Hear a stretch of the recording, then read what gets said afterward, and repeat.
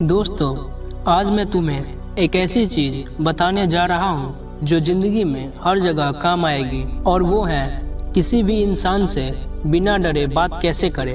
यकीन मानो, ये स्किल तुम्हें किताबों में नहीं मिलेगी, लेकिन अगर सीख गए तो दुनिया तुम्हें अलग नजरिए से देखेगी। जरा सोचो, जब भी हम किसी से बात करने जाते हैं, दिल क्यों तेज धड़कने लगता है? क्यों लगता है कि सामने वाला हमें जज करेगा, मजाक उड़ाएगा या फिर नजरअंदाज कर देगा? असल में ये डर बाहर से नहीं आता। ये डर हमारे दिमाग का बनाया हुआ एक झूठा इल्यूजन है।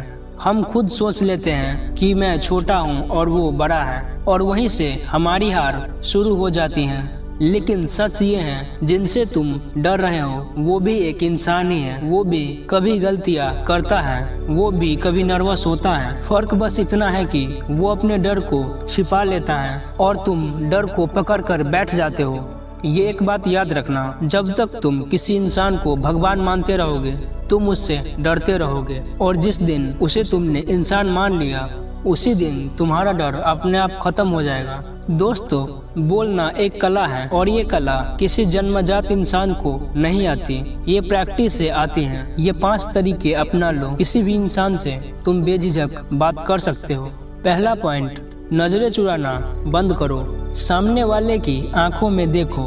पहले मुश्किल लगेगा, हाथ पैर कांप भी सकते हैं, लेकिन धीरे धीरे ये तुम्हारी आदत बन जाएगी। और जब तुम आई कांटेक्ट रखोगे, सामने वाला खुद तुम्हें सबकॉन्शियसली मान लेगा कि तुम्हारे अंदर कॉन्फिडेंस है। दूसरा पॉइंट, बोलने की रफ्तार को धीमी करो। कई लोग बहुत तेज बोलकर कॉन्फिडेंस को दिखाना चाहते हैं, लेकिन असली कॉन्फिडेंस ठहराव में है। धीरे, साफ और एक एक शब्द को बोलो। इनसे सामने वाले को लगेगा कि तुम कंट्रोल में हो। तीसरा पॉइंट, खुद को बराबर समझो।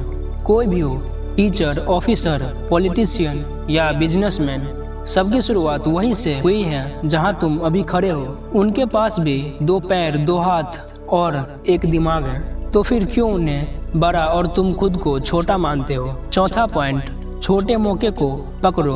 अभी से प्रैक्टिस को शुरू करो। चाय वाले से बात करो, दुकानदार से कॉन्फिडेंस से बात करो, क्लास में कोई सवाल बेझिझक पूछो। ये छोटे छोटे मौके ही बड़े बड़े मंचों पर डर को खत्म करते हैं। 5वां पॉइंट, रिजेक्शन को हंसकर झेलो। हाँ, ये भी जरूरी है। अगर सामने वाला तुम्हें इग्नोर करता है या मजाक उड़ाता है, तो याद रखो वो उसकी आदत है, तुम्हारी गलती नहीं। रिजेक्शन से कभी भी मत डरना, क्योंकि यही तुम्हें और मजबूत बनाती है। दोस्तों, मैं तुम्हें सच बताऊं तो मैं भी बहुत डरता था। क्लास में सवाल पूछने से, किसी बड़े आदमी से बात करने से, यहाँ तक कि अपने ही दोस्तों के बीच बोलने से भी।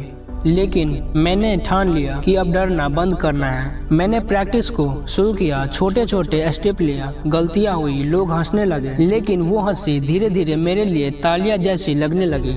और यकीन मानो, आज मैं किसी भी इंसान से बिना डरे बात कर सकता हूँ।